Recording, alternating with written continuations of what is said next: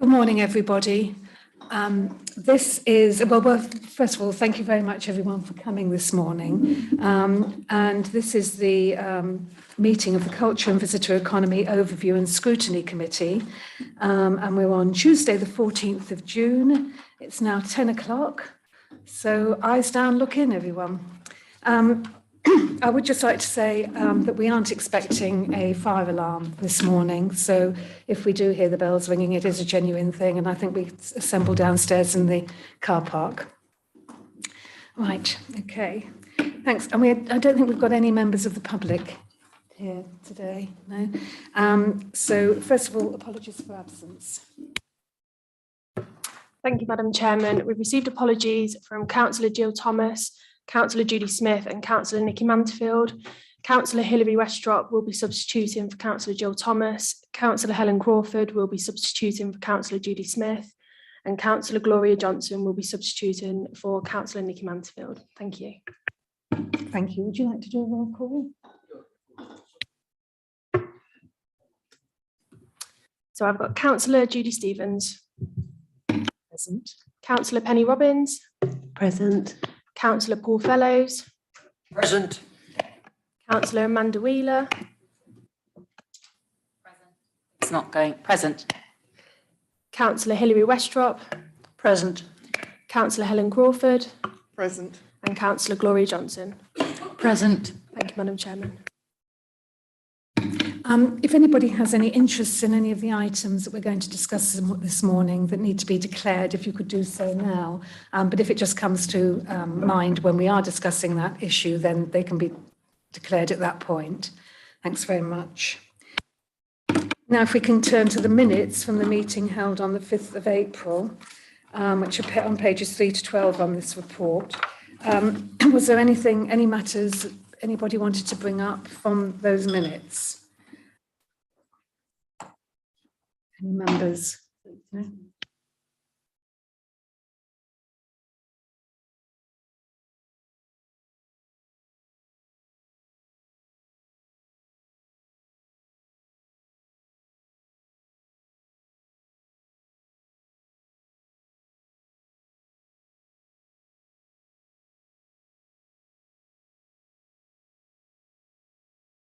There was an issue regarding the museum that we wanted to have brought forward to this meeting, but we are going to take that forward to the September meeting because things are still in train there. So we'd be better off to have a fuller report, I think, in September. Just welcome Councillor Dilks to the meeting. I've just started with the minutes, Councillor Dilks, but did you want to speak at all this morning? Thank you, Madam Chairman. Good morning. So I was a little late. I'd like to speak on the there is an item about the I can't remember what it's called. Forgive me, I haven't got the minutes in front of me. Yeah. The agenda. I've got it. I can't remember what the item is called. Thank you. Very kind. Item 7, Madam Chairman. Thank you. Item 7. Okay, fine. So what we'll do, if with the permission of the other members of the committee, we'll allow you to speak at the beginning of that item, Councillor Dilks. Will that be? Can we have a vote on that? Are you all happy with that? Yeah. Are you happy with that, Councillor Dilks, that you speak at the beginning of that item? Is that the rules now then? Is that how it's been changed? You have to speak at the beginning, do you, if you're not a member of the committee? Is that how it is? That's right. You've got 5 minutes at the beginning of that. Well, you could do it now, but I think it's probably more relevant to do it at the beginning of that item on the agenda. So you speak then.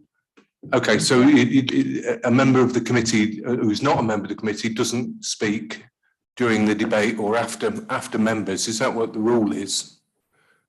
Or is that what you're saying? Well, I'm saying that. I think it is what the rule is. It's the chairman's discretion, I understand. So my discretion is, and I've had the approval of the members, that you speak at the beginning of that item. You can have 5 minutes to say whatever it is you want to say at that point. Thank you. Is that okay? Thank you. Great.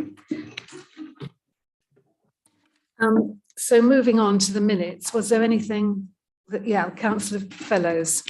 Yeah, on page 5 of the minutes, councillor requested the report be provided on the Welcome Back Fund in relation to Bourne Lights, including a breakdown of how the money was spent. I was that councillor. I can't find a breakdown of that in this report. I mean, if someone could point me to it, I'd be grateful. There is an overall total of the money from the Welcome Back Fund spent on Bourne Lights, but I haven't been able to find a breakdown. If there is one, can you point me to it? If there isn't one, can I be assured that one will be produced, please? Councillor McCoy, I'm sorry, Officer Nicola McCoy, I'm just elevating you here. Thank you for my promotion. Yeah, we can arrange that for you, Paul, no problem. For my ward, thank you. Any other items that anyone wants to bring up as a result of the minutes? No. Are we able to vote on whether or not they're a true record? Councillor Crawford. I'm happy to propose, Madam Chairman. Thank you. Can we vote on that? You weren't here, Hilary. Hilary was, yeah, okay, that's fine. Thank you very much.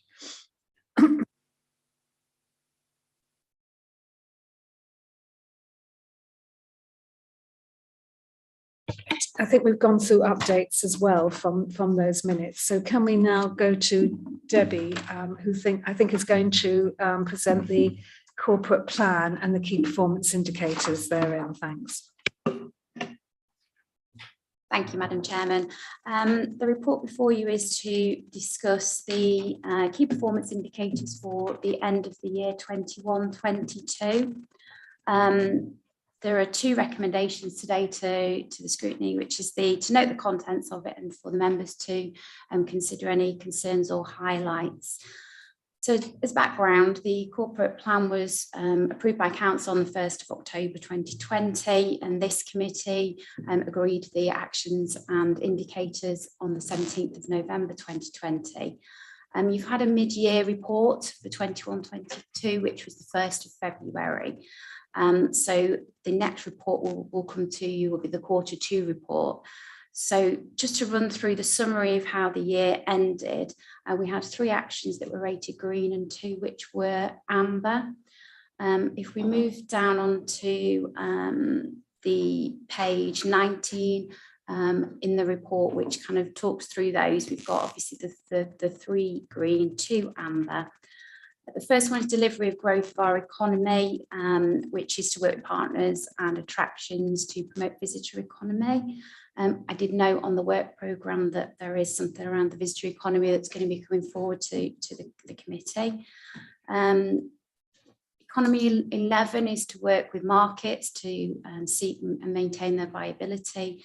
That's a green, and it's the figures on that show that there was a surplus generated by Stamford market, which is good. Health and strong communities, number 7, which is develop and adopt a sport and physical activity strategy. That was adopted by Cabinet back in December 21, and some of those key performance indicators have been amended, and they will be reported as part of the Leisure SK monitoring reports. Invest in improving the local arts and cultural venues across the district. This is an amber, and this is due to the ongoing capital works programme that will continue to be monitored for 22-23.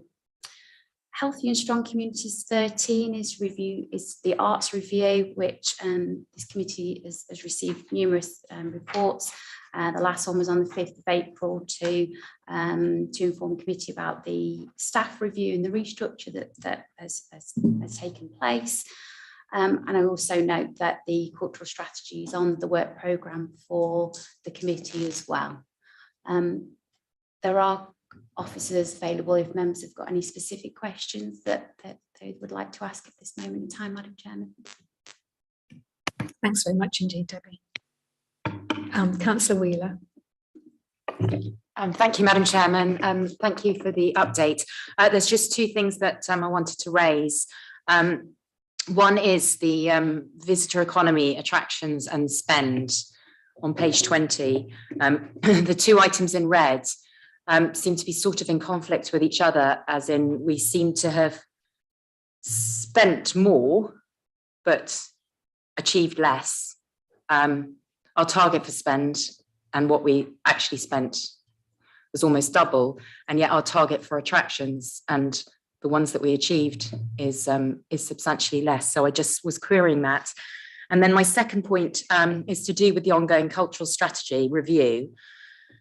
On page 24, it says that the strategy will continue to be reviewed with input from the Culture and Visitor Economy Committee during 2022 and 2023. When we discussed the cultural strategy back last summer, we agreed that we would go out to the venues to work with them as part of that review. And as of now, we still haven't scheduled any meetings out in the various venues. So I just wanted to ask when we're going to be doing this, because I don't feel that we can review what we're doing properly if we don't go out and to the venues and speak to the people that work in those venues. Thank you. Well, can we take those two items first of all? Debbie, did you want to come back on the point that Councillor Wheeler makes regarding the targets and the appearance on page 20 that we haven't achieved those targets, in fact? Madam Chairman, I think John would be better. John, thank you. No problem. In terms of the visitor spend, that was the projected target of £103 million of money spent by visitors into the district. Second. Yeah, 103 million.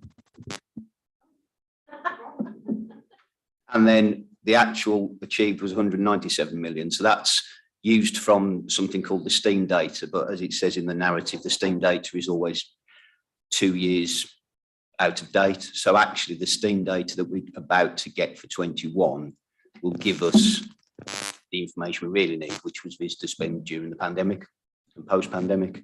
So as I say, it's in terms of visitor economy spend, that's the big figure of how much is spent by visitors in the district in that period of time. Can I just come back to you on that, John? First of all, can you just explain the acronym STEAM, just for members that might not know? Sorry.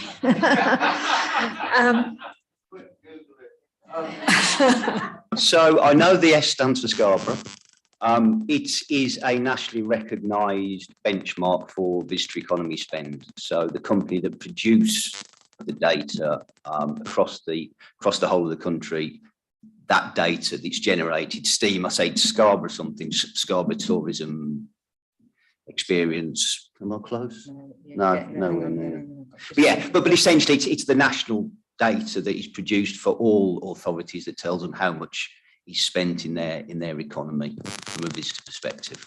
So what in fact you're saying is our target to encourage people to spend in South Kesteven was 103 million, but we've actually achieved 197 million.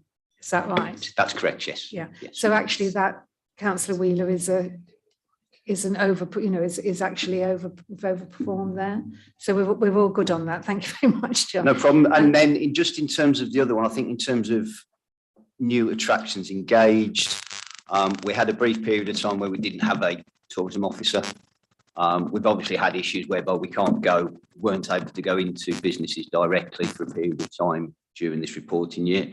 But also I think it reflects how we are engaging more through social media and through those platforms now with businesses. So actually that face-to-face direct engagement that was the target previously, if you were to look at the increase in followers on the Discover SK Twitter account and LinkedIn account, for example, we're just engaging in different ways with visitor attractions now and trying to encourage them to engage on a more social media type platform with visitors rather than relying purely on the face-to-face. So I recognise it's 10, but it's 10 that I'm quite comfortable that we're still hitting and working with and meeting a high number of visitor attractions in the district. Thank you very much. Yeah, sorry, my error, I didn't understand those figures. So the figure, the achieved, the 197 million actually dates back to pre-COVID. So it's kind of hard to realise where we're at right now. It absolutely is. I think when that target was put together. If you're going to measure visitor spend, the only way to do it is through Steam, and perhaps it should have been clearer at the outset that we're retrospectively looking at the data. Now, as I say, I know because I signed off the purchase order the other day, the Steam figures are going to be available to us soon for that crucial period of the last 18 months. So I'm happy to bring those forward to the next meeting as soon as we've got the up-to-date figures, if that makes more sense. Yes, thank you very much. Thank you. Thanks. Councillor Johnson. I don't know whether this is the right time to say this, but I mean, these figures are all well and good, but Stamford figures is going to go right down because of Red Lion Square and the work they're doing in there. The town is really quiet. Local businesses are not doing very well at all. So the figure is going to be really low for Stamford at the next lot of figures. The other thing I noticed is the markets. Good old Stamford is holding the market trade up. What are we doing with regard to making Grantham and Bourne markets more sustainable?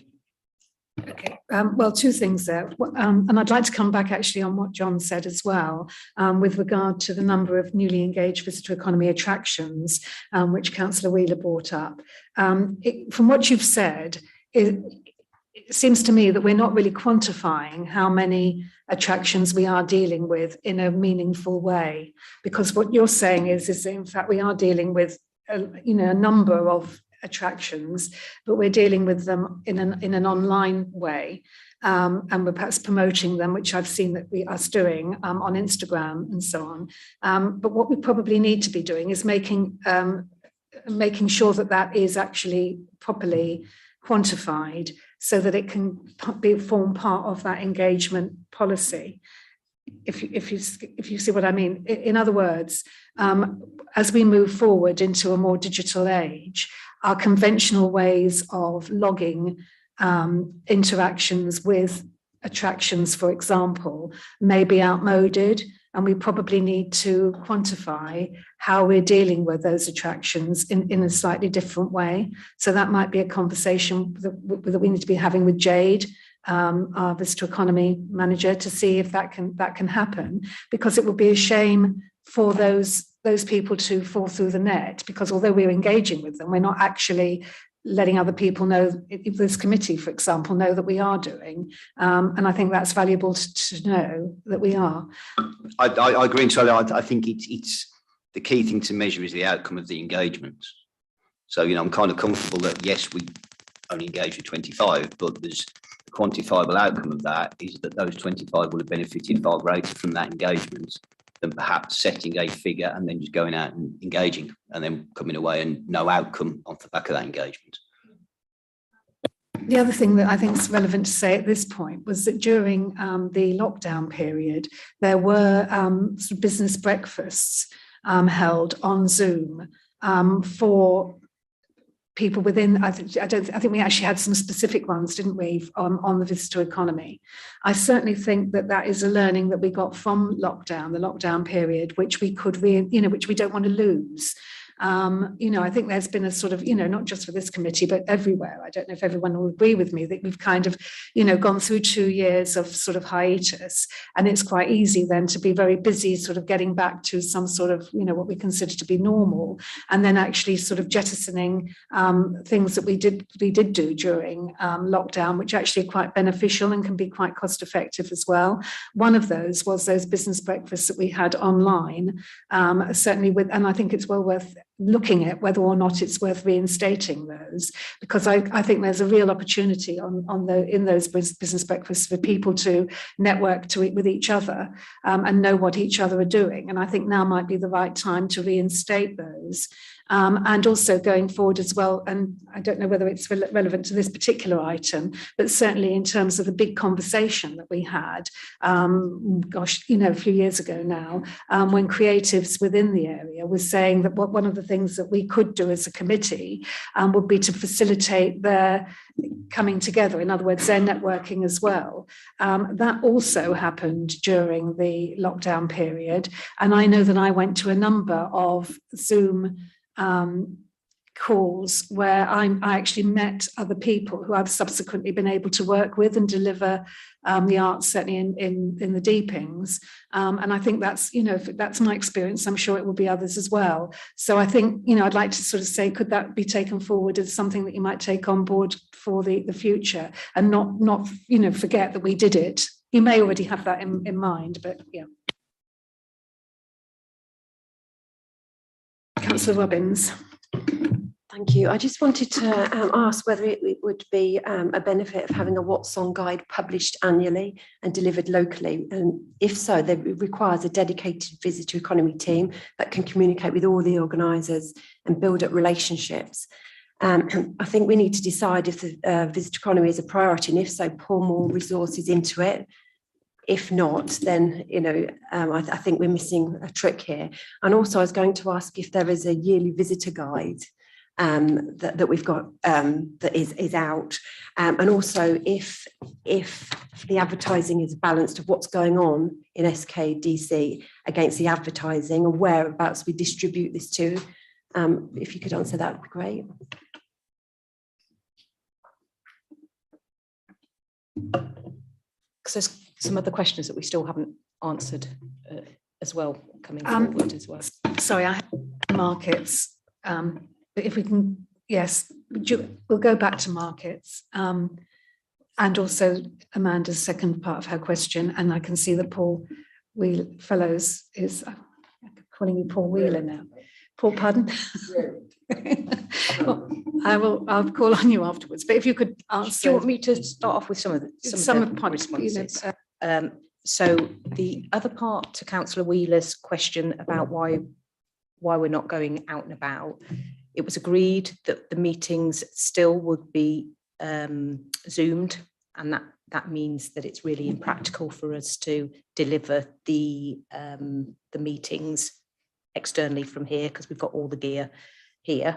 So there's that. But what we do want is, as officers, we need your strategic direction on this, and then we'll deal with the operational side of things in terms of the cultural strategy. In terms of the tea breaks, the SKT breaks that you're referring to, yes, we'll be looking at those. We are going to be coming forward with a economic development strategy for the district. So we'll look at all what worked before, we'll take our learnings from previously and look to reinstate where possible. The What's On guide, it's not something that we're producing. There is a firm that we pretty much sure is called Nimble, that do a printed guide. But again, similar to what our discussion was previously with the art service, how much printing do we want to do? And we would like to do that channel shift and digitize it where possible. And the final bit is that everybody was asking about STEAM, and STEAM means Scarborough Tourism Economic Activity Monitor. So that's the evaluation model. And then Councillor Johnson, your query about markets. Whoa. If you're okay, I'll hand you over to Councillor Trollope-Bellew. Thank you very much. Stamford has always been the one that's kept things going, and Grantham has always been the one that's kind of lagged behind, and Bourne has ticked along quite nicely. To be fair, during the pandemic, we relied greatly on all our markets, and all the traders did an exceptionally good job. And I think without them, we would probably have been lost. In Bourne, we have provided them with some new covers. We've got some bags. Bourne to Shop, I think, is the one for Bourne. Everyone else, I think, is just welcome back. But no, Bourne was different. And they are gradually starting to increase. We are trying to get new traders into both Bourne and to Grantham, but I mean, they all want to go to Stamford, which, you can understand because it's very successful. But we are trying to encourage people that have set up businesses during COVID to come and try their hand at either Bourne or at Grantham Market. There has been an increase in in Bourne, and a few more in Grantham as well, and we're hoping it's going to improve. Thank you. Councillor Johnson. Do we advertise anywhere that there is spaces on Grantham and Bourne? I do believe there's like a market traders website and things like that. Do we do anything like that to promote it? And could we maybe do a free month for people so that we get them to come, see how it goes and then stay on?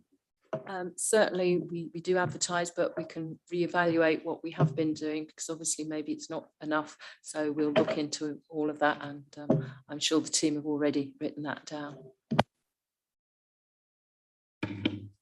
Can I, just before I come to you, Councillor Crawford, I understand that we've had, as of March, we've had a change in directorship for the markets, and it now falls under Andrew Cotton's remit. Right.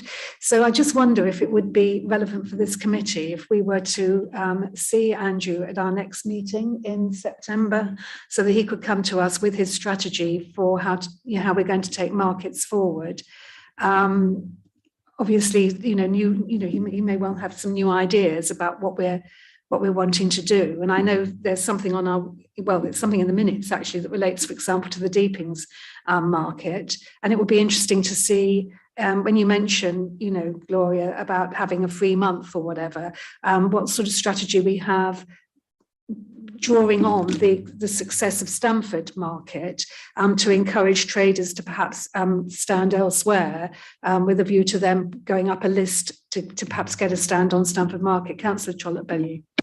Thank you, Madam Chairman. I should have said that we do have people that make inquiries about markets, and we do also point them towards the Wednesday market at the Deepings. So we are trying to help the Deepings, even though they are not a council-run market, to move forward and improve.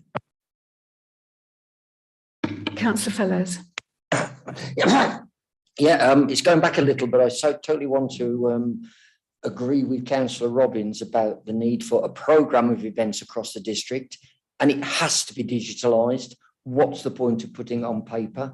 I can't believe that perhaps there isn't one, and I think that needs to be a matter of priority. I also feel the information for that needs to come from our separate communities. I can tell you every single thing that is happening in Bourne. I cannot tell you what's happening in Grantham. I cannot tell you what's happening in Stamford, but that information is there. And that information needs to be gathered and put onto one site.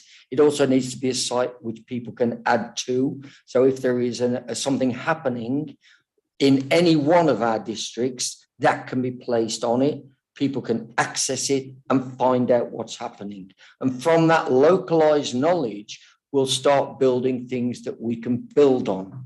For instance, tomorrow I have a meeting with the BRM club in Bourne. The BRM cars at our local Jubilee attracted visitors that would blow your mind, and always does. It's an attraction that needs developing. It can only really be developed in Bourne, but then that needs to be fed in what's happening across the whole of SKDC. We've got so much in our district, and we need to be able to have it readily accessible, information for it. So if I understand what Councillor Robbins was saying, I think I'm totally agreeing with that. We have to have that programme, and the sooner we can do it, the better. Thanks, Councillor Fellows. I haven't forgotten what we were saying on markets. I'll just come back to that while we were talking about that. Would it be possible if we could invite Andrew Cotton to our next meeting so that we can look at his strategy for markets? I think they have been, as I've said many times before, they were definitely a jewel in our crown during the pandemic, and it would be nice to see how we're building on those going forward. So could we do that, please? Thank you. With your agreement, thanks. And going back to what Paul Fellows has just said with regard to a digitised calendar of events, we were talking about the website just previously, and I can't remember the lady's name. Mary Powell was talking about a website. Where are we with that, actually? Thank you. So there's two separate things. So the visitor economy side of things, we are looking at having a dedicated website. But I think with events, that needs to be treated separately. And we're, as part of the Welcome Back funding, which appears later on in the agenda, we are developing an app called Hello SK, and I think that having events on that would be absolutely spot on. It doesn't have to be mutually exclusive though, does it? You could still have a page for events on the website. Yeah, and I was just hurriedly looking to see whether we've got one on our South Kesteven District Council website. I couldn't immediately spot it, but I will. I'm happy to take that away as an action from the meeting and double check. Okay, because I think certainly we need to, get up to speed with that because it's really important. I don't think we're going to be able to really progress the visitor economy as, sorry, Karen, sorry. Yeah, thank you, Madam Chairman. I was just going to add that there is an item on the forward plan because we are looking to bring a paper on events in its totality at a future committee, hopefully in September.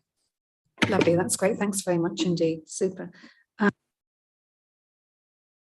Councillor Crawford. Lovely, thank you very much. A couple of points we've just spoken on. Don't forget we've got SK today that goes out to every household. So we need to, I think, utilise that more for what's on events. Not everybody uses digital. So I think if you've got an event coming up, posters in the local area, we've all got notice boards, town notice boards, SK notice boards, posters there in the supermarkets. That would cut down on a lot of paper, but it still gets it out there to those who don't do the digital. Point that Councillor Wheeler made about committee meetings going out, perhaps if we can't do the committee meetings because of the technical issues, what about working parties? That might solve that issue. Thank you. Thanks very much, Councillor Crawford. Yes, that's certainly something we can look into. Absolutely. But yes, you're quite right. SK today was used, I think, for the Deepings Literary Festival. We had a double page spread in there regarding the Literary Festival, so that was really useful. I think as well, in the past, what's happened with the visitor economy, and I think it's generally what went on in tourism, was that there would be I stand corrected if this doesn't happen, but I suspect it doesn't. There used to be a big sort of jamboree where different officers would all meet together, possibly in Lincoln, and swap all their printed literature over. Now I don't know if that happens anymore. It doesn't happen anymore. But I think there's a couple of things here. One is that comms are never here at our meetings, and I really think that we need to look at where we just don't get any input really here. This is a kind of possibly, we're non-statutory largely in this department, but in this committee. But what we do is probably most interesting to most people in the district. However, we're not very good necessarily at communicating that in terms of what we get from comms, the team in comms. So I've requested it in the past that when we have a meeting here, that we do have a member of the comms team here so that they can pick up on what we're doing and some of the things we've said. And I take on board as well Councillor Crawford's point that not everybody looks at digital. Not everyone does, sadly, but also there is so much online that is very difficult to distill, what you want to see. So you just get a sort of overwhelming amount of stuff that you then don't always carry with you. Whereas something, in your hand is helpful. Now, I understand that this does represent an opportunity for us to save an awful lot of money, particularly, and I know this as a publisher, print costs are going up exponentially, really. So that's becoming even more difficult to do in this particular climate as well. However, I think we need to also look at the ways in which our ward councillors engage with each other as well. And I wonder if we could charge our ward councillors with bringing to our full council meetings posters of the different events that are going on in the next month or 2 months in their particular wards, so that there can be a swap of posters within the council chamber. I don't know why that wouldn't be a good idea, because and the other thing is, in marketing it's said, isn't it, and I know there'll be people here more erudite than I in this matter, but it is said that somebody has to see something 8 times before it sinks in. And so, you know, they do need to, it needs to come at them from various different angles. You know, how often do you stage an event and somebody says, oh, you know, actually, I'd have come to that. I didn't know anything about it. You know, and as somebody who puts on events, you've just spent the last 3 months, you know, doing everything you can to make sure everyone knows about it. And it's really frustrating when people don't. So I simply don't think there's enough we can do. And I think in this particular climate, where there are pressures on finance, so anything that we can do, you know, within our communities ourselves, it would be a good idea. So perhaps as we have the council chairman with us, perhaps that's something she might like to take on board. Councillor Crawford. Yeah, also don't forget we have lots of parish clerks, town clerks in the district. Let them know what's going on, because they're the heart of it and they can get the word out because they know everybody. So getting the information to the town clerks and the parish clerks, I think, is quite vital as well. I wonder, actually, I know LULC are very good at putting on networking events for clerks and so on. But when we're looking at the, and I know, you know, this is sort of giving us another thing to do, but I wonder when we're looking at virtual meetings, the tea breaks and so on, whether it might be worthwhile actually having an online Zoom for the clerks and the parish clerks within South Kesteven, with a view to exchanging ideas as to what's going on within their different communities. I think somehow we've got to start talking to each other a bit more.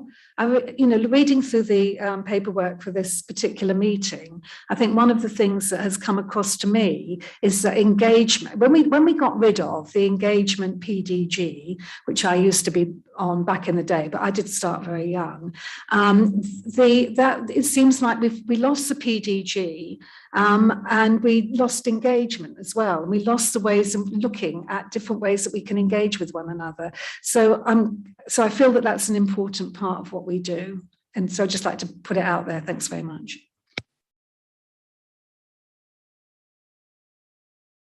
So Councillor Robbins wants to go back to the discussion we were having on markets. So. Thank you. I just wanted to bring up with regards to the markets. I wanted to ask Rosemary, are we still at a part of the NAMBA, the National Association British Markets Authority? And if we are, because that does the health checks on the markets, and if we are, then the markets that are struggling, we could probably get somebody here to do a talk or to give us some advice. And also the best market for 2022 is Bury. So could we get somebody from Bury? Could we visit Bury so that we can see what they're doing, you know, right or wrong, and support the markets here that are struggling? And also I thought that with regards to, I've got a couple of friends that do actually do markets, and one of them suggested that if you had a Stamford market, you could also go on to Grantham or any of the other markets if they have a free 2 or 3 sessions. So if you are a member of the Stamford market, you get the other markets free for the first couple of visits, so that then it draw more people in. Yes to first. In regards to moving from one market to another, the thing is, a lot of the people, the traders, they already have various markets that they already go to. And they are offered, obviously, Bourne, Grantham or the Deepings, but we can't make them come if they're going elsewhere. But everything else you said, we'll take on board and have a look.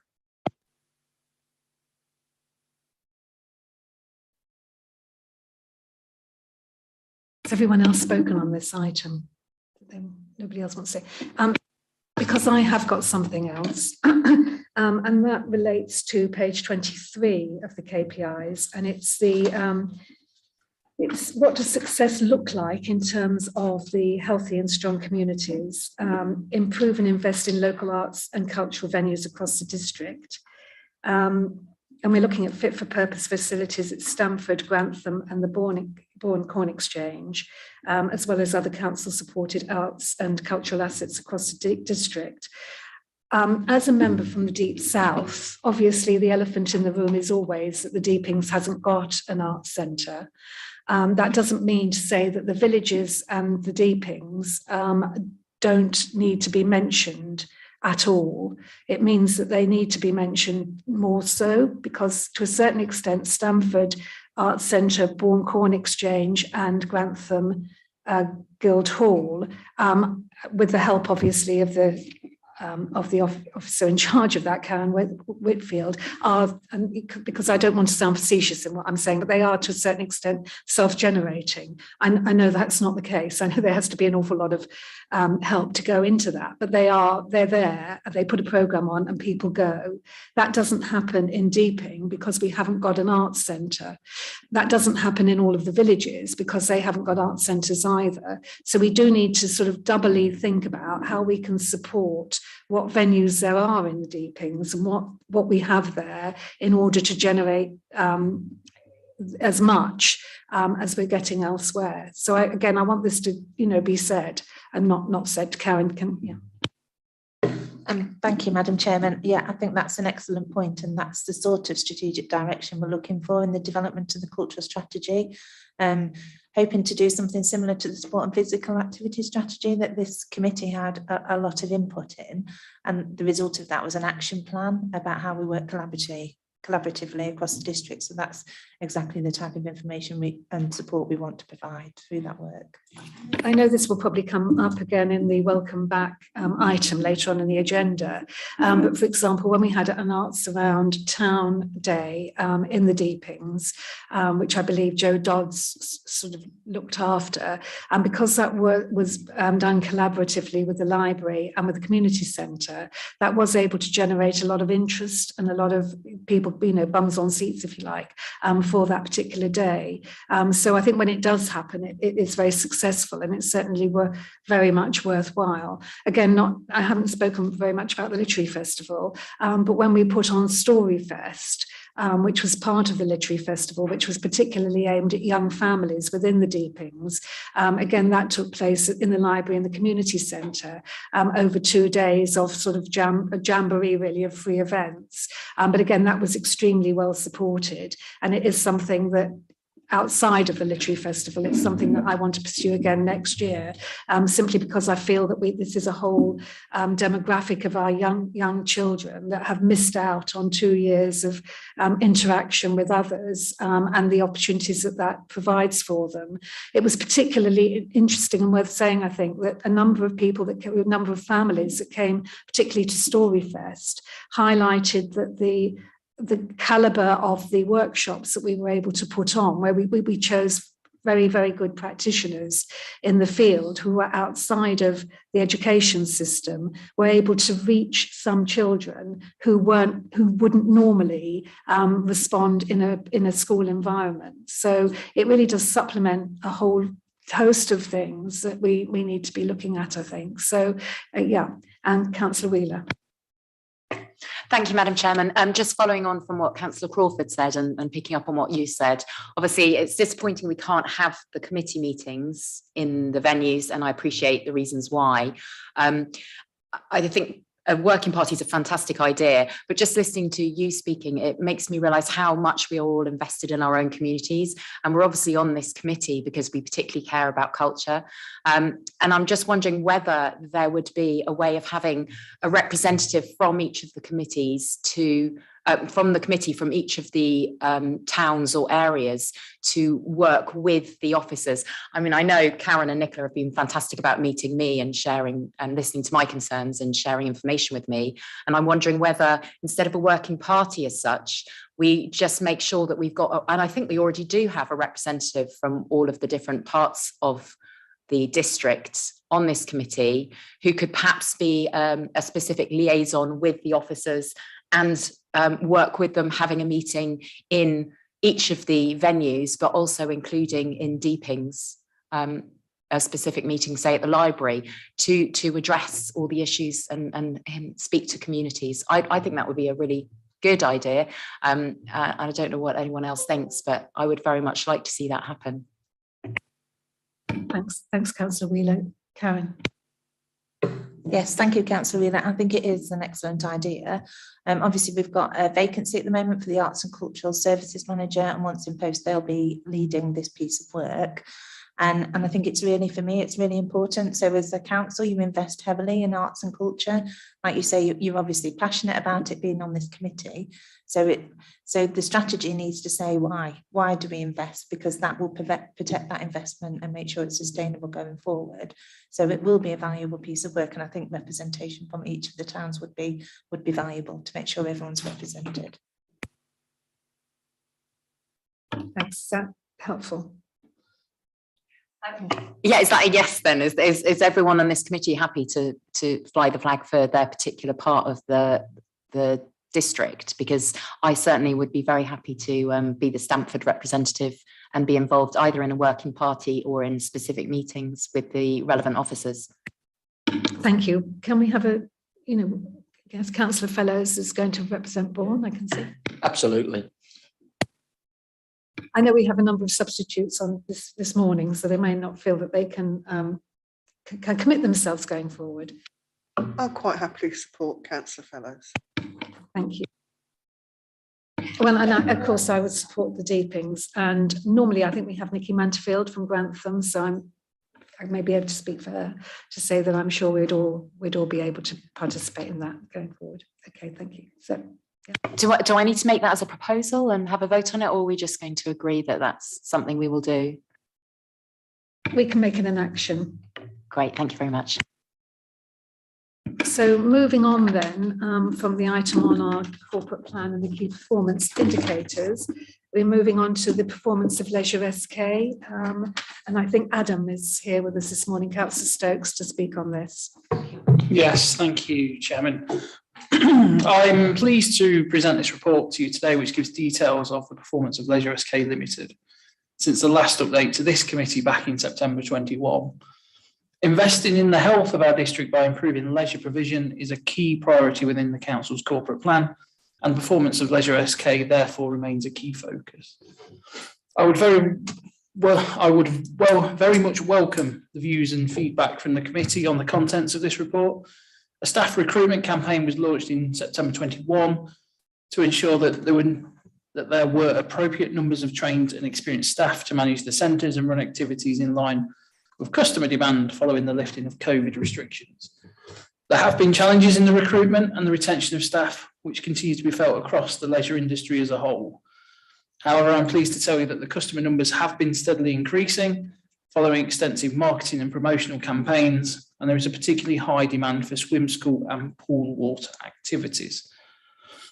Large events returned in late 21, and the Mears has had a highly successful programme of shows between autumn and spring 22, with almost 3,500 people enjoying a return to live events. Other large events returning to the Mears are the Duet, which is the David Ross Educational Trust Summer Cup, which is booked in on the 30th of June for primary schools and the 6th of July for secondary schools. And at the moment, as we sit here now, the Inspire Plus Mini Commonwealth Games is taking place over the next 3 days, and there's over 2,500 primary school children taking part in their own Olympics and Paralympic sports. Grantham Mears Leisure Centre continues to be used by the NHS as a vaccination centre, and this continues to support the vaccine booster rollout within Lincolnshire. The council's own leisure officers continue to meet with both the site teams and customers to ensure our facilities meet the needs of all. So the recommendation within the report is that you note the content of the report and determine whether or wish to see any further action taken as a result. Thank you, Chairman. Thank you very much, Councillor Stokes. Councillor Dilks, was this the item that you wanted to speak on? Yeah. Yes, Madam Chairman, I think it is. Would you like me to speak now? Would you like to speak now? Oh, you're very kind. Madam Chairman, members of the Culture and Visitor Economy Overview and Scrutiny Committee, thank you for allowing me to speak.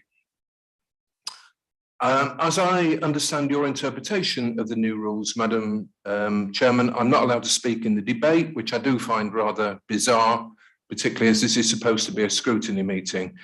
I also note that Cabinet members appear to be exempt from that ruling.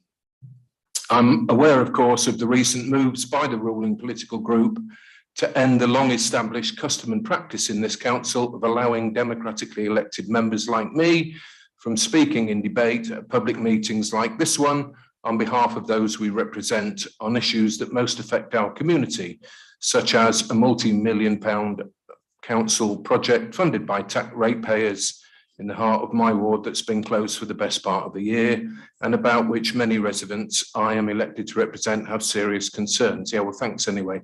So my questions, Madam Chairman. Firstly, next month, as you'll all be aware, marks a full year since Deepings Leisure Centre was temporarily closed on health and safety grounds due to its leaky roof caused by failures by this council to provide proper maintenance year after year after year. The report you are considering states that the repair work at the Deepings Leisure Centre cannot start until the lease is finally agreed. Under the Academy's legislation, of course, the lease should have been signed 8-9 years ago, perhaps earlier. So almost a year on since the temporary closure, may I ask for an update on the lease? Has it yet been signed and what's happening with it? Secondly, the report states many former users of Deepings Leisure Centre are now accommodated at Bourne and Stamford centres. How many, though, are actually doing that? More important, how many are not? I've heard reports, for example, I'm sure you have, that the numbers for early morning swimming coaching for talented youngsters have dwindled down from about 20 down to 3 or 4, since parents now face what's likely to be at least a 20-mile early morning round trip to get their child swimming. Now they can't use the local pool. Could you please clarify? Thirdly, what's the current expected reopening date for Deepings Leisure Centre? And finally, has the council yet managed to at least get a protective tarpaulin over the leaky roof to prevent further damage, which could lead to a potential collapse of the roof? And could I just say, I have asked questions before at meetings like this and not received meaningful answers. So could I ask that my questions are answered and the questions and responses are recorded in the minutes of this meeting? Thank you, Madam Chairman. Thank you, Councillor Dilks. Obviously, the points that you make regarding the Deepings Leisure Centre will be answered by the officers present. You know, it's always best to go to, you know, if we're passionate about particular subjects, you know, we're interested in hearing what you've got to say. We're interested in your questions. You know, the preamble to begin with does sort of mask that a little bit, unfortunately, but we've heard what you say, and perhaps the officers relevant to the Deepings Leisure Centre would like to provide some answers. Thank you. Chairman, I will take the first question and Karen Whitfield will take number 2 and 3. With regards to the lease, those discussions are still very much ongoing. And once we have a conclusion, we will obviously let this committee and all councillors know when that is completed. And I'll pass to Karen for the questions 2 and 3. Thank you. Thank you, Councillor Stokes. Currently, the anticipated opening date for a refurbished Deepings Leisure Centre is January 2025. In respect to the question regarding a tarpaulin put over the roof structure, that's something that's not possible. If members will remember from previous reports that a surveyor had said that even the laying of snow on that roof could cause it to collapse. So we're unable to put another structure on top of that. I hope that answers the questions. Councillor Dilks, would you like to come? Yes, thank you for the answers. There was one that you just passed over, and that was the, I just wondered if we had any evidence about how many former users of Deepings Leisure Centre are using our other facilities, or are they just simply not going swimming and taking part in leisure activities? Thank you. Karen Whitfield, thank you. Yeah, thank you, Madam Chairman. Unfortunately, I don't have the exact figures to hand, but I'm happy to put together a response and send that to Councillor Dilks. Thank you very much. Thank you for your answers. Thank you. Obviously, I think it's worth saying that we are hidebound by the signing of the lease. And I think that Councillor Dilks will appreciate that the signing of the lease for the Deepings Leisure Centre isn't just something that has come up in recent years, in the last 2 or 3 years. This has been an ongoing problem going back to the 1970s, where proper land ownership and usage of the leisure centre has never been clarified. And that isn't down to this council, unfortunately. So I think that needs to be said, because I think a lot has been levelled at South Kesteven District Council when over the years they have tried, many officers have tried to unravel what was an extremely difficult set of circumstances put in train in the 1970s.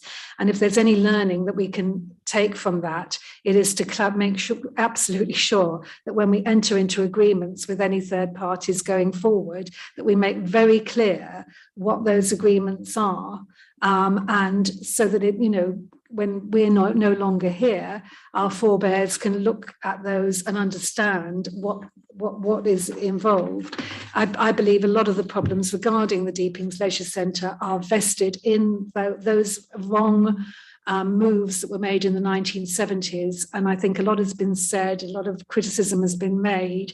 There's been a lot of unpleasantness, but a lot of it dates back to the 1970s. And I'm really sorry that we didn't clarify this earlier. But I'm pleased, just to finish what I'm saying, I'm very pleased that the current administration are doing all they can. And I believe there were meetings this week to try and move this situation forward. Thank you. Councillor Wheeler. Thank you, Madam Chairman. I remember when we looked at the last report for this, probably 6 months ago, the satisfaction figures had the Deepings Leisure Centre as the highest in terms of satisfaction.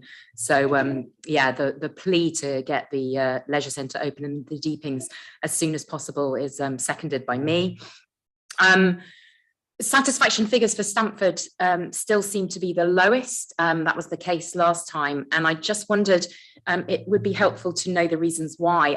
I went and looked around the centre and met the manager, and it's a really warm and welcoming place. And so I'm just wondering whether it's to do with the number of staff vacancies, which remains consistently higher in Stamford, it seems, than the other centres, or whether this is due to lack of investment. And bearing in mind what happened at the Deepings Leisure Centre, I just wanted to just ask what we're doing to ensure that the remaining 3 leisure centres that are currently open are being maintained and repaired, so that none of these centres suffers the same fate as the one in Deepings. Thank you. Thank you. Councillor McMahon. Thank you again for the promotion. Just to confirm, at Stamford, there has been some particular issues which I think are due with the impacted on the satisfaction surveys. There's been some problems with the showers. I'm pleased to tell you that they've now been resolved, but we had some delays getting contractors out, and that's SKDC contractors, not Leisure SK. So there were some, impact on the satisfaction because of that. And also some issues regarding cleanliness. Now I can advise that following discussions with the contract manager, there's going to be more works taking place with the site managers, and then a series of further sort of mini surveys over the next few months to ensure that these matters are addressed. Thank you. Councillor Robbins and then Councillor Fellows. Thank you. Thank you. I just wanted to point out and ask a few questions with regards to the reports. On each of the leisure centres, the Facebook followers, the number of posts have been decreased in each one. I wanted to ask why they're going lower and why there isn't a constant Facebook post put up. I also wanted to look at the number of accidents and number of high medium risk actions, which I think are rather high.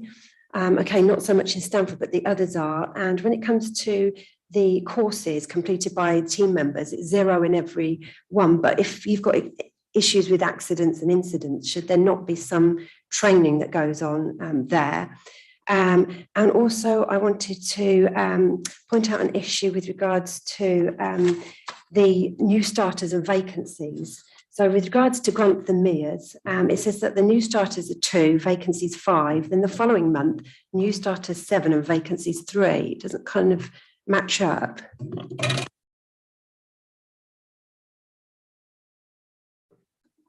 Thank you, Councillor Robbins. I'll start off, but I might need Susie to chip in as well. So in terms of the Facebook, that was being paid for by Leisure SK were paying for that by an expert provider. The responsibility has now passed down to the on-site team. So we did see a slight drop in the Facebook engagement, but there is a plan in place to make sure that those posts are of high quality and frequent enough to get the engagement. So hopefully that will improve things. In relation to accidents and incidents, it might look a lot, but we have to look at the footfall of those facilities. And so in terms of what recorded here, it's not just accidents, it's incidents and near misses as well. So Leisure SK take a very serious approach to health and safety across the sites, as they should do. And so we record absolutely everything, and there's investigations and action points and learnings picked up from each of those reports. In terms of courses and training, there's the statutory training which has been ongoing, which is to secure new lifeguards across the team, and the numbers are fluctuating, but I think we did touch on earlier in this meeting that actually there is a problem with recruitment in general nationally, and there's certainly a problem with recruitment in terms of leisure centres. And we do get a lot of seasonal staff, so people go off to university and then we get a new tranche of lifeguards, etc. So I'm not sure if I picked up all your points there. Yeah, that's fine. It's just it was just also the Grantham Mears, the new starters of vacancies. That's what I asked, how it kind of doesn't flow.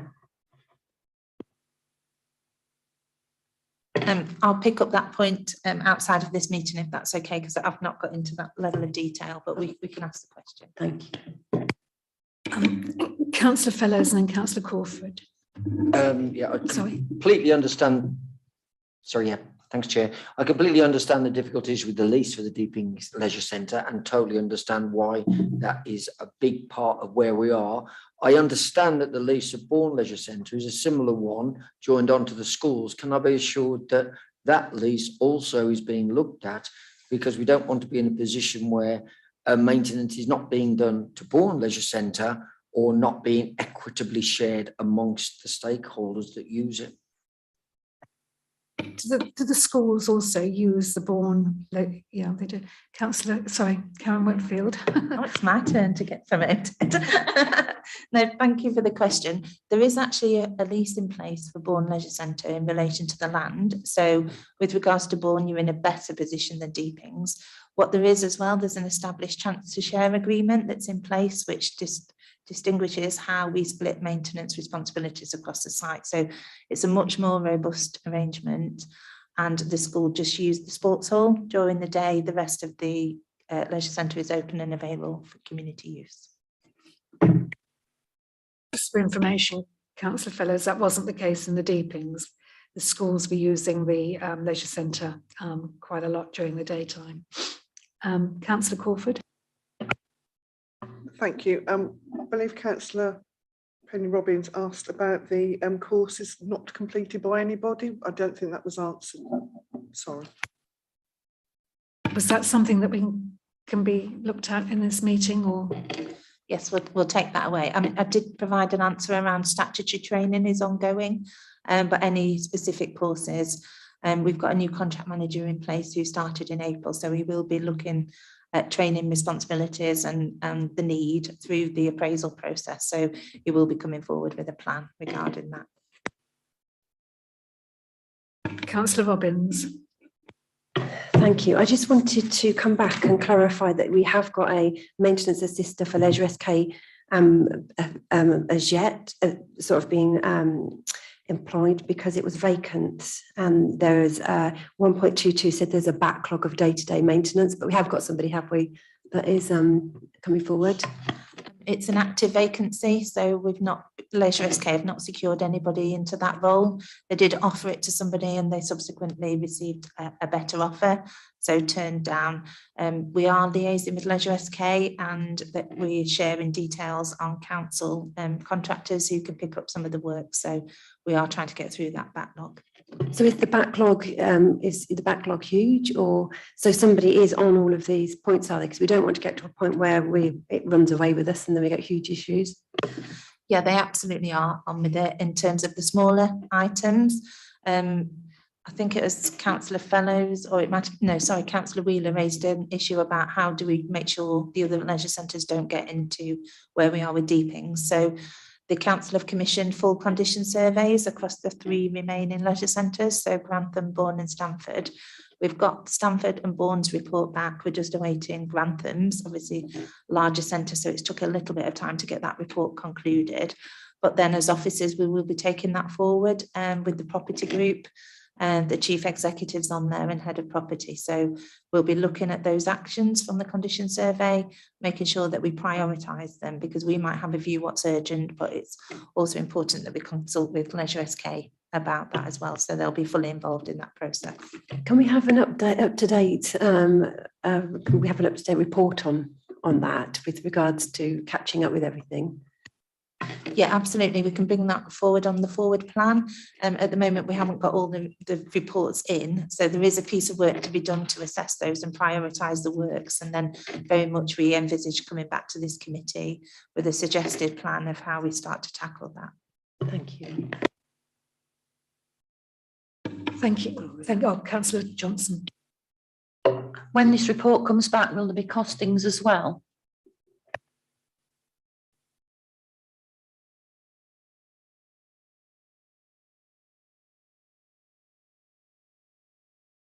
Sorry, Councillor Johnson. Yes, the condition surveys will have costings in there.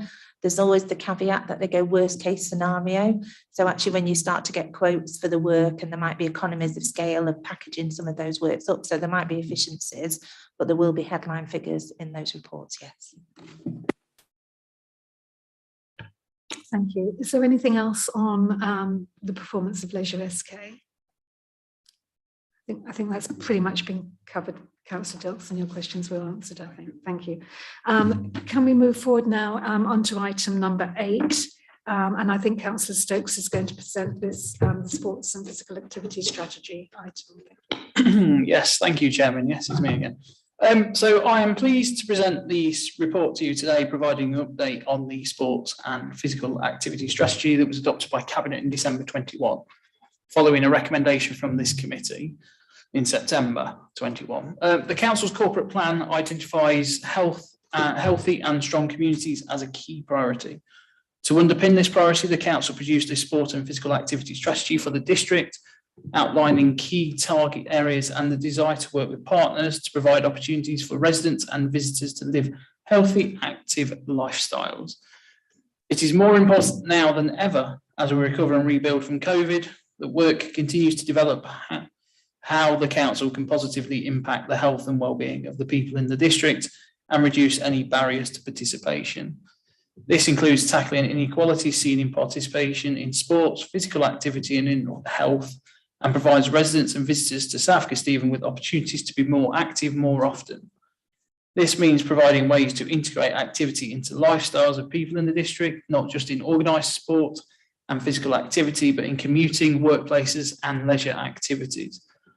In developing the strategy, it was important to recognise that the council alone cannot deliver its corporate ambition to build healthy and strong communities. To maximise the opportunities for our residents to increase their physical activity levels and adopt a healthy lifestyle, it was important that the strategy reflects the collective ambitions and views of our partner organisations, key stakeholders and communities. This report provides an overview of work undertaken and details the progress of the action plan to date.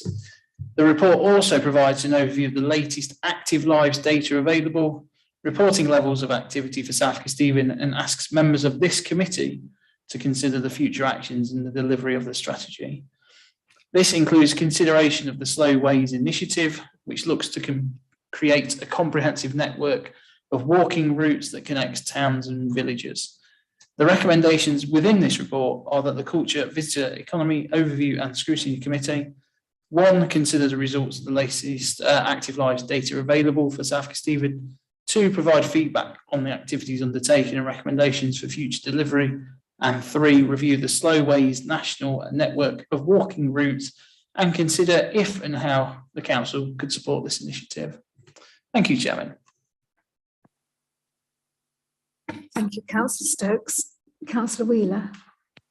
Thank you, Madam Chairman, and thank you for that, Councillor Stokes.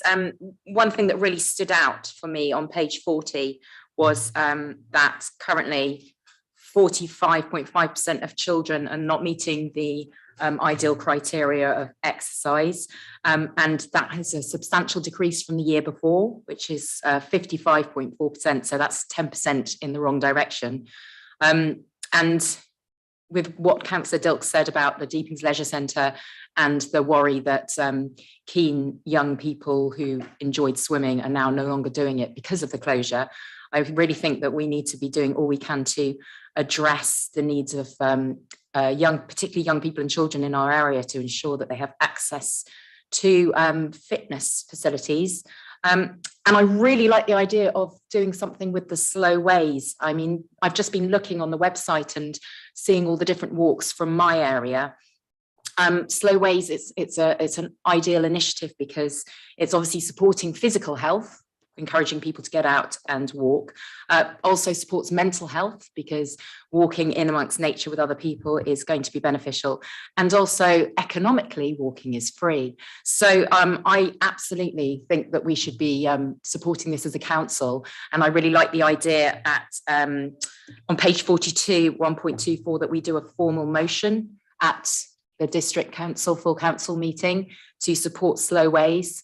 I'd even go so far as to say that maybe members of this committee would like to join me in tackling one of the routes and giving it a bit of a push that way. But I appreciate not all of you might want to traipse from Stamford to Deeping, but maybe I'll get some takers. But anyway, I think that would be a really good initiative. So I'd really like to propose that we do seek to bring a formal motion on this. Thank you. Thanks very much. Sorry, Councillor Westrop. Could I just ask a question here? It's quite interesting how inactive children are, looking at the figures here. You've got sort of 60% of children, 60 minutes a day of exercise or active movement anyway. What are they doing for the rest of the day? When they're not lying on the sofa, or I mean, what are we doing, or what are they trying to do, or what are the parents doing to try and move their children? What are the schools doing? They must walk to school or run around at lunchtime or something, which doesn't give you the figures that you're producing here. I think it's got to be said that, you know, it's not entirely the responsibility of South Kesteven to make sure that every waking hour of every child is accounted for. But obviously, taking on board what Councillor Weaver said, it is a concern. Is there anything that any of the officers would like to input at this stage? Yeah, sorry, Karen. Thank you, Madam Chairman. I think it's just a clarification, and this is the caveat with the Active Lives survey data, because it is very valuable, but it is a snapshot survey, so they randomly target a selected group of people. So, and it is quite a small sample, and then they kind of, you know, magnitude that up to get the results. So I would caveat that. But I think it also goes back to the point about why we adopt a collaborative approach to our sport and physical activity. Inactivity, I think, is the biggest issue this country faces. And the impact on the NHS and health and wellbeing and mental health and wellbeing is phenomenal. And, you know, it is a ticking time bomb.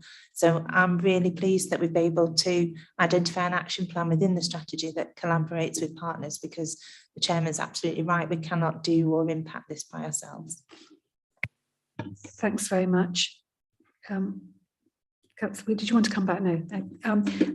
There was something I'd like to say, actually, and that was, I noticed that we were, and I know that Wyndham Park is a great achievement for Grantham because I believe it's got green flag status. But we've also got outdoor gym equipment in Jubilee Park in Deeping St James, which is also owned by South Kesteven District Council. And it just crosses my mind that I think it might be a useful exercise for this committee to see a list of all the open spaces that we do own in terms of parks within the district, and then to see how we can put the strategy that you're obviously putting into place at Wyndham Park in terms of using that outdoor gym equipment, how we can push that out to other areas in South Kesteven. Because once we've adopted that strategy, it should be relatively dare I say, easy to do it elsewhere, because we did have in Deeping, we did have as a wish list as to what needed to happen in Jubilee Park, and a lot of people said they'd like a trail. The reality is I don't see an awful lot of people using that outdoor trail. Actually, and so to have some input into a sort of a trainer, and we've got a number of trainers actually in the Deepings, and maybe it's something that we can do voluntarily, but it would be nice to see some input from South Kesteven into ways in which we can get trainers to use the equipment and to encourage people to use it, because it could but well be that they're not quite sure about using it, and also not using it, kind of is a trend, isn't it? If nobody ever goes on it, then nobody ever wants to go on it. However, if we were to highlight the use of it, it could be that we could develop that, quite considerably. So I would like to see that list of the parks that we own within the district, and then I'd like to see if we can see a strategy going forwards into replicating the achievements that we've had at Wyndham Park, to see if we can push those out into other areas. If that could be an action, perhaps, please. Councillor Fellows.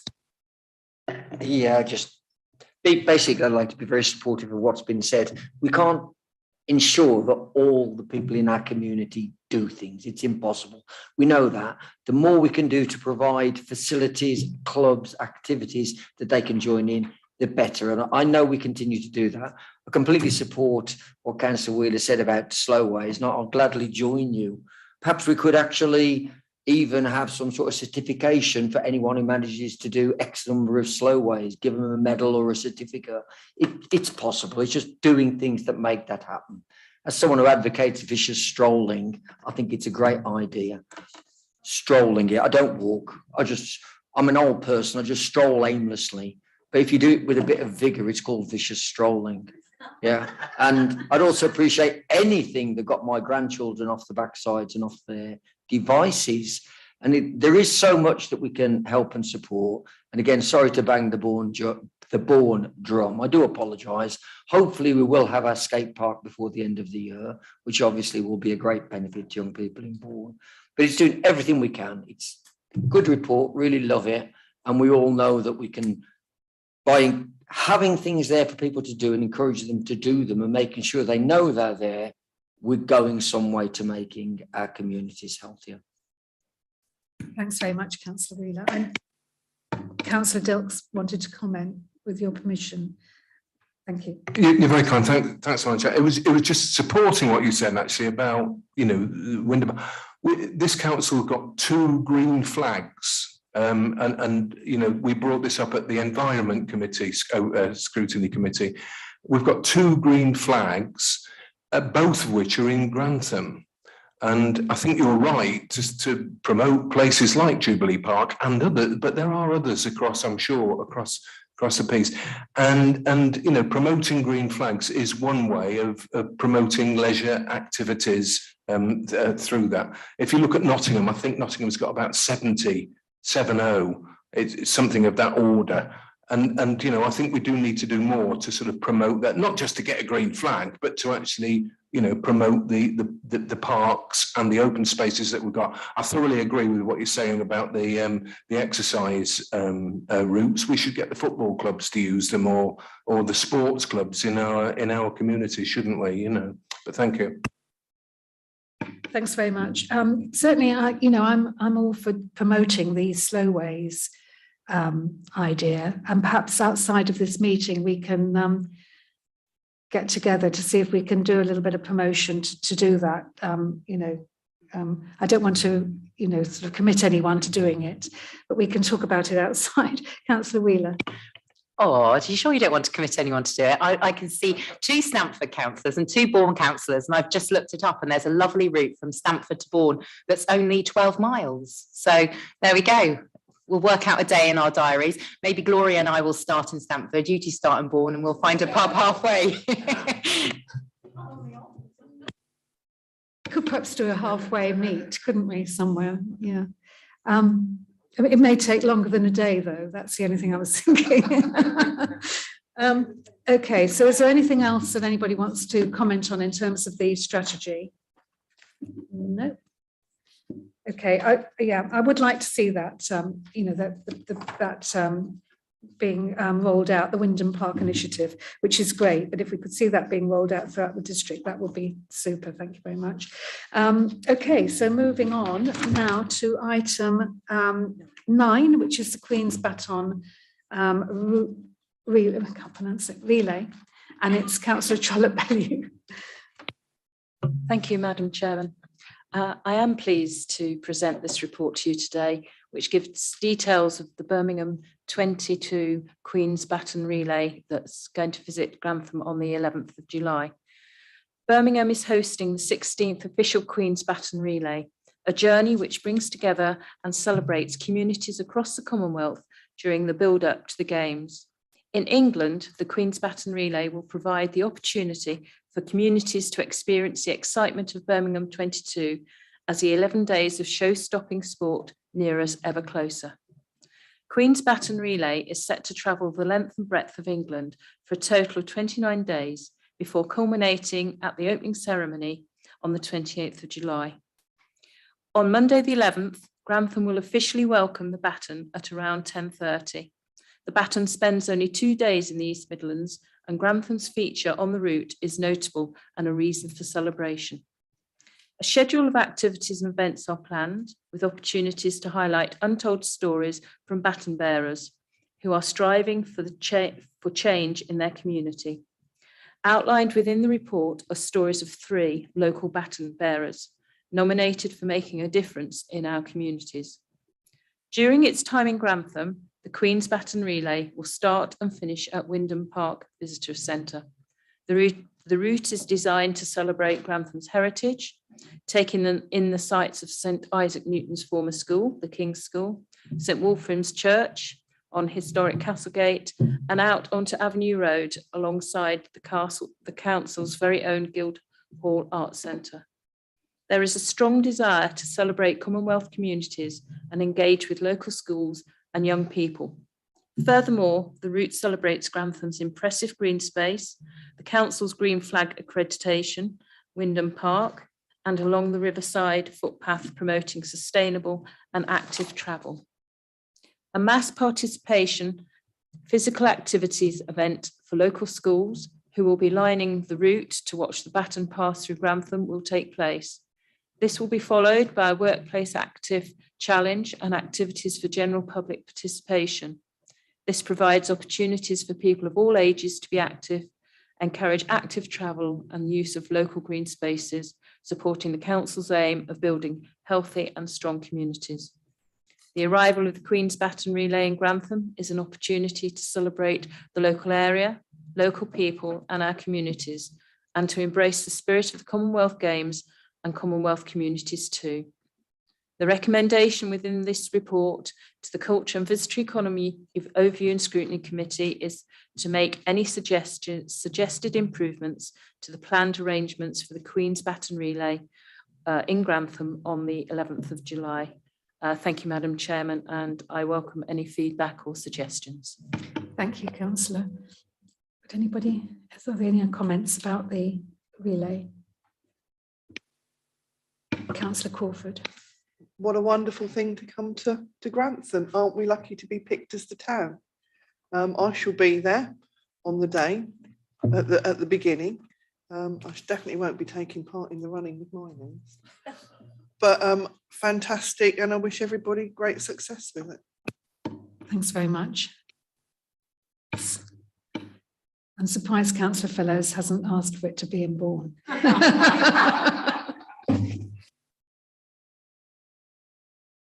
No. Tempting, but no. Again, what a wonderful thing to be happening. I mean, if there was any way during the procession or the baton that the different towns could be acknowledged, either by some youngsters walking in a procession or being close, that would be absolutely lovely, and also would encourage the other communities to be here and take part. I mean, we had a parade in Bourne which was manic, and I never wanted one because I hate them. but it could be something to think about when the baton comes to Grantham. If there's any way the other local communities could be recognised in a formalised way, even if it was just a few representatives, that would be lovely. But it's all great. Well done. What a lot of fun. Thanks very much. Is there anything else? Okay, and we're moving on then, and thanks very much indeed for those officers who are part of the organisation of the, and I hope it all goes well on the day. So the Welcome Back Fund is the number 10 on the agenda, and I think it's Councillor, no it's not, it's Nicola McCoy-Brown who's going to present this. Thank you. Thank you, Madam Chairman. In November 2021, South Kesteven District Council was allocated by government up to £252,909 from the European Regional Development Fund's Welcome Back Fund. The one-off amount of money was specifically to help local businesses and the visitor economy to bounce back after the COVID-19 pandemic. It was designed to help councils attract people back to town centres and high streets. The funding paid for several activities in South Kesteven. We worked in partnership with town and parish councils, town promoters and business groups.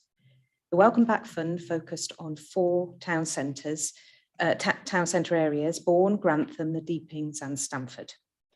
Some of the things that were made possible through the funding are listed in the report at sections A and B from paragraphs 1.7 through to 1.9. Following an internally facilitated workshop, section C of the report details the lessons learned. There are 28 areas which are felt could have been improved and 14 recommendations for improvement. The outturn figure achieved within the immovable end of March 2022 cut-off date currently stands at 81% of the total allocation. This is now being reviewed by an external validator and is expected to move upwards. Whilst the ambition was to spend the entire allocation, members' attention is drawn to paragraphs 1.12 through to 1.14, which details some of the limiting factors the team came up against, including when the UK experienced one of its most severe storms in recent history during the February half term, as Storm Eunice battered the country, tearing down rooftops and leaving around 200,000 homes across the nation without power. In practice, that left a mere 100 days, business days from Cabinet's approval on the 9th of November last year to the hard stop of the 31st of March this year to pay for all 23 activities. The report recommends this committee considers if there are further lessons learned in relation to the operation of the Welcome Back Fund. However, before handing back the mic to you, Madam Chairman, I hope that members will join me in congratulating the officer team for taking the opportunity to welcome visitors back to the district. What was achieved against rigid funding parameters and in a short time frame from a standing stop against interruptions we could not reasonably foresee or prevent is to be commended. Thank you. Thank you very much, Nicola, and I'm sure the committee would wish to thank the officers for their hard work over and above what they were doing in the normal course of events for that. Councillor Wheeler, thank you. Thank you very much, Madam Chairman. And yeah, thank you for the update and well done to the officers concerned.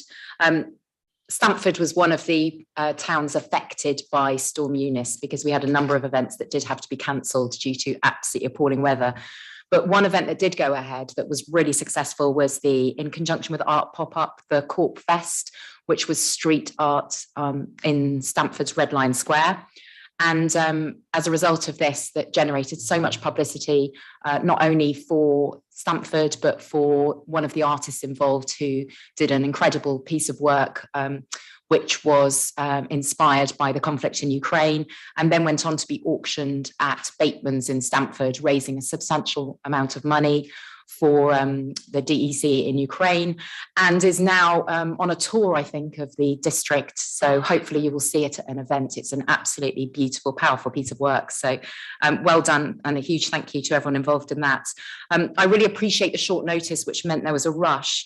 I'm just wondering whether it would have been possible to engage with the local parish and town councils because I'm sure Stamford Town Council would have grabbed some of that money and run with it if you'd offered it to us. So just put that in the pot for future rush spending. Please do delegate to local parish and town councils if you can. Thank you. Thank you, Councillor Wheeler. Was there anything that you want to come back on with that, Nicola? Yeah, as much as that would have been brilliant to do, it was the parameters of the funding pot didn't enable us to passport the money on to anyone other than the council holding the purse strings. Thank you. Councillor Fellows. Yeah, like Councillor Wheeler, thank you for the very, very detailed report, and thank you to the officers for all the work they put in making these events happen. And again, sorry guys, specifically in Bourne, we had 1 or 2 events which were absolutely excellent. We did work closely with the town council and the officers to get Bourne in lights. It was a phenomenal success. Big thank you, and I'd like that recorded. Big thank you from Bourne Town Council and for Bourne councillors for all the effort put in by officers and SKDC. I think it actually provided a pattern going forwards, and going on to the point that Councillor Wheeler said, because we worked together, the event was absolutely excellent, Bourne in lights. And again, other events planned for the town were hit by the storm. There's no getting away from that.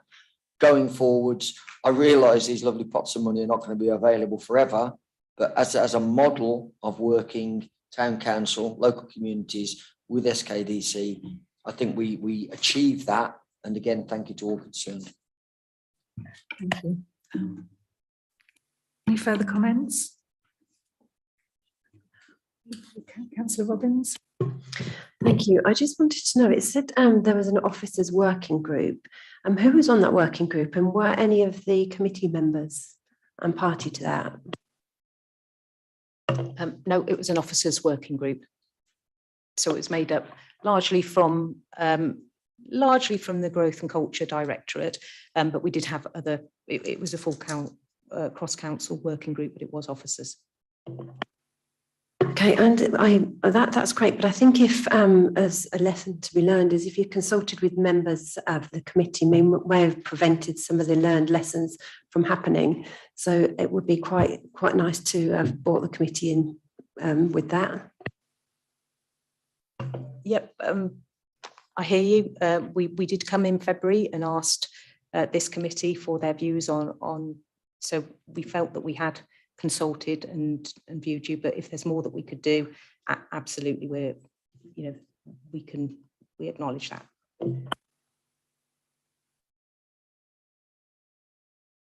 Yeah, and going back to what the point Councillor Wheeler made about Planet Corps and the artwork that was done.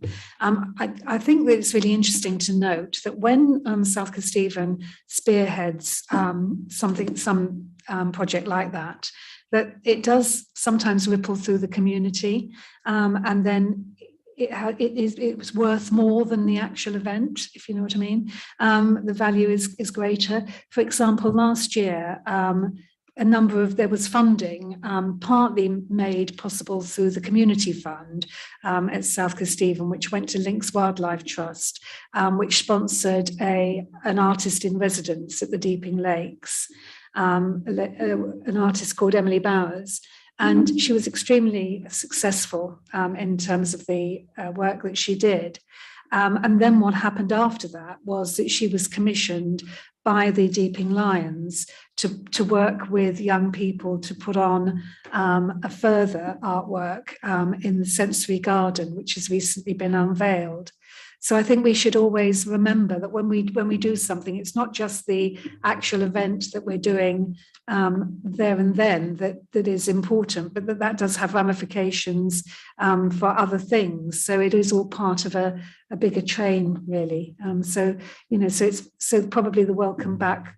While it didn't spend as much money as we wanted to, it probably has had a ripple on effect in terms of what can happen going forward, which is what was obviously important. The only thing I kind of feel needs to be, who thought that hanging baskets before March was going to be a good idea? I don't know.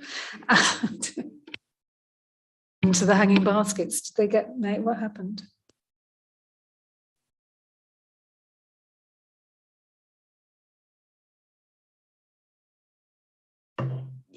yeah, that bit didn't happen. Yeah. Yeah, I think as well, perhaps, you know, having got that funding and then, you know, put some officers together and, you know, plans and so on. Sometimes simple things, you know, like street cleaning, you know, are really noticed by people. You know, we don't need to always go for the big one, keep it simple. Son is something, you know, it's always, you know, quite a good idea just to do, you know, small things make a big difference. I don't know if we ever got the finger posts that we were looking for in the deepings, whether that's still en route, might be, yeah. Yeah, it didn't come out of the Welcome Back Fund. However, we are actively exploring that and we've got an officer working at the moment on that. Thanks very much indeed. Thank you. Councillor Robbins. Yeah, it was just one more thing. I was just going to mention the photography campaign that was 7,500. The photography is great and it's captured a lot. And I just wondered if you could reuse the pictures anywhere on Visage Economy banners or use them as a visitor guide. Is there something we can do with those?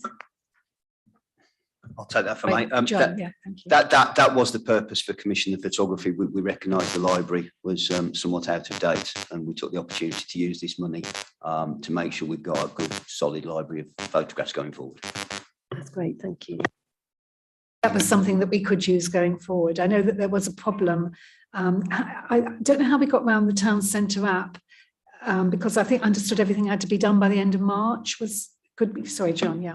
Yeah, the town centre app was procured and live on the App Store by the end of March as per the requirements. And we're now in the process of developing that further. But in terms of the correct expenditure against the programme, that was all done in time for the 31st of March. Thanks very much indeed. That's a great opportunity, wasn't it, to be able to do that? So super. Anything anybody else has got to say on the Welcome Back initiative? I think we've spoken outside of this meeting about, you know, what we can learn going forward. But I think that it may well be, and I'll say this and then it probably won't ever happen again. But it seems that government are letting tranches of money out to districts and so on in a kind of unexpected way, perhaps. Councillor Wheeler. Don't get too excited. This money came from the EU and had to be spent now that we've left the EU. I don't know whether it'll be replaced by anything from the government. I wasn't getting excited, but what I was thinking was that if this is a way forward, that it may well be that it would be useful for us to develop a kind of district-wide wish list of things that we know would tick boxes of extra funding were we to get it, so that we were kind of perhaps a bit more prepared than we were this time, just as a learning from this this particular experience, because it is difficult when you're already, you know, engaged with a number of meaningful projects which have deadlines and so on, you know, and all of the problems that go with running a district council, and then all of a sudden you get charged with spending some extra money relatively quickly. That's not always an easy ask. So, you know, if we can sort of have that on our minds, and I know that Nicola is already considering that going forward. So just to put that on the minutes. Okay, so shall we look now at the last, is there anything anyone else wants to say? No? So if we move on then to the last item, which is our work programme.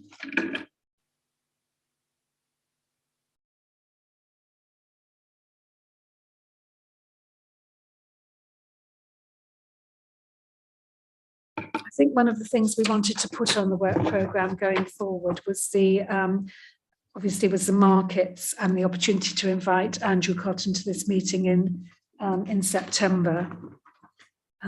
Was there anything else anybody wanted to mention regarding the work plan? Councillor Wheeler, no? No? Sorry. No. I think it might be worthwhile us, in terms of the physical activity strategy, the 6-month out action plan, I think on our work plan, if we can sort of mention in there the slow routes and the way in which we want to embrace that as a committee, that might be worthwhile putting forward in the action, in the work plan. The other was the delivery of festivals and events across the district. That is also on the work plan. I think what might be useful in September would be for this committee to also have an informal part of the meeting where we can have a sort of working party approach to the way in which we deliver festivals going forward. So whether perhaps we take the opportunity at our next meeting to have an afternoon meeting rather than a first thing in the morning meeting, and perhaps have the first part of that meeting as a workshop, so we consider how we deliver festivals across the area. How would that pan out, Nicola? Would that be possible? Yes, it would. A meeting that started at 2, but we took the first half an hour, 3/4 of an hour in a more informal setting, so that we can have a proper work. I don't really feel we can have a workshop in the chamber. Councillor Wheeler. While we're workshopping that, would it also be worth workshopping the slow ways and also the cultural strategy review, or is that too much to workshop in one go? I think it's probably too much to workshop in one go, but certainly in terms of the slow ways, I'm kind of hoping that we can move that forward, certainly in terms of promoting the slow ways and this committee promoting the slow ways. I'm hoping we can do that over the summer. I don't think we need to wait till September we can certainly look at that within the meeting proper, but I'm hoping that informally we can move that forward, in the next few weeks. In terms of the other thing was the cultural strategy, is that what you said? Yeah, but that was the discussion we had earlier about having a representative for each of the towns involved, but I think that can be done outside of the meeting anyway. Yeah. Okay, that's fine. Yeah, Councillor Robbins. Okay, I'd like to put on the work plan as well about the events trailer. I'd like to see a full report with regards to that. Because I think it might be beneficial for every department, even planning, revs and bends and democratic services, to see what we could do with that.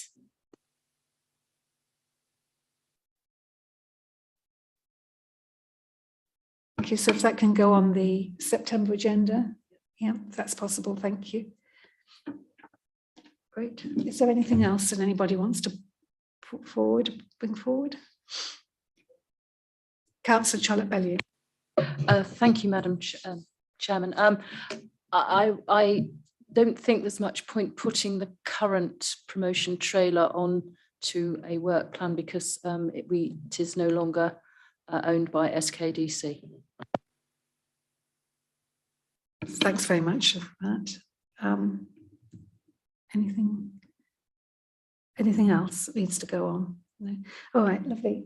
So we'll have our next meeting, which I think is September the 6th. So September the 6th meeting will be in the afternoon, and we'll have the meeting at 2 o'clock, so that we can have the first part of the meeting as an informal workshop, and if we can have it in one of the rooms rather than in here. For 45 minutes ahead of the meeting. And also just to say, I'd quite like to have a pre-meet with the members of the committee ahead of that. So I'll arrange that outside of this meeting so that we can all have a chat before the meeting and see what we can, see if we can sort of get together and have a bit of a networking event too. Okay, and if we can also, as an action from this meeting, see if we can put it out there in terms of the members, ward members, to see if they would like to have some sort of show and tell of their events in their local communities and bring posters to this meeting so that we can swap those over and then promote them within our own areas. I think that would be really useful. I know that I think most of the councils, I don't know whether Bourne have a newsletter. Does the town council in Bourne have a newsletter? No. I know Stamford does and Deeping does, and there's no reason why we couldn't have a bit of a swap and a promotion of different events locally. Do Grantham have a newsletter? They probably don't. Perhaps when they have, if it all goes through that they have a town council, that's one of the first things they'd like to look at. But it's a really good way to engage with local people, and it doesn't have to be glossy. It can be a black and white thing, and it can be online as well. So sorry, Councillor Wheatfellows. I'm just jumping in here. You'll probably tell me off for this, Chair, but I don't really care. We do have a web page in Bourne. But I would like to take this opportunity to congratulate everyone across the district for the Jubilee celebrations, in particular Bourne, which managed 7 major events over the 4 days. And I would just like to pay tribute in the minutes to the Bourne community for their response, for their excitement, and for what they produced over the 4 days. It truly was very memorable, and it's not taken away from what other communities did, because I actually feel that the heart of it was in the parties that people accomplished in the ends of their own streets. And sadly, the weather on Sunday wasn't brilliant. But again, we really rocked it in Bourne.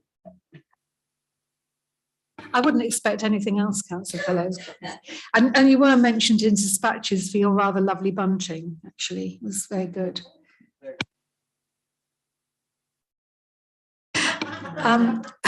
Perhaps we could, sorry, Councillor Wheeler, thank you. Sorry, just before you close the meeting, and I apologise because this isn't SKDC, it's just across the border, but we don't yet have, as far as I'm aware, a Pride event in our district. So in lieu of that, and in the spirit of sharing posters, if anybody would like to take an Oakham Pride poster away with them today, it's happening not this weekend, but next weekend. And if you want to distribute these in your community, I'd be very grateful. Thank you. Certainly will do. And actually, we are having lots of Pride events at the Deepings Library this week. So, yeah, I haven't bought any posters, so I'm sorry. But I would, yes, I'm going back to the Jubilee. I think that it was a great weekend, wasn't it? And the downside of the Deepings was, unfortunately, we did have to cancel our party in the park because it was very exposed. The good side of that was that we could all stay at home and watch a pageant on the telly, which was good. But I believe comms are putting together an SK today and have been asking for photographs to include events across the district. So if anybody knows of any and they've got any, if they can put them in the right direction. Certainly in Deeping, we did have our beacon lighting, which was very successful. We had more people on Jubilee Park, I think, than we've ever had. It was, and we managed to light it. Now that we've had it 4 times, it's only the first time that we've actually managed to light it without anybody going up on a ladder. So that was a huge achievement in itself. But yeah, I think there were some great events, and thanks very much for everybody who participated. Okay, and also thank you for all of those of you who came to the Deeping Literary Festival, which has also happened since the last time we met.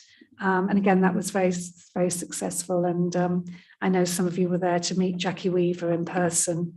And she was certainly a tour de force. And her husband was just as you would have expected him to be. So on that note, I look forward to seeing you all on the 6th of September at 2:00 in the afternoon. And I will arrange a pre-meet ahead of that for the members. Okay, thanks very much.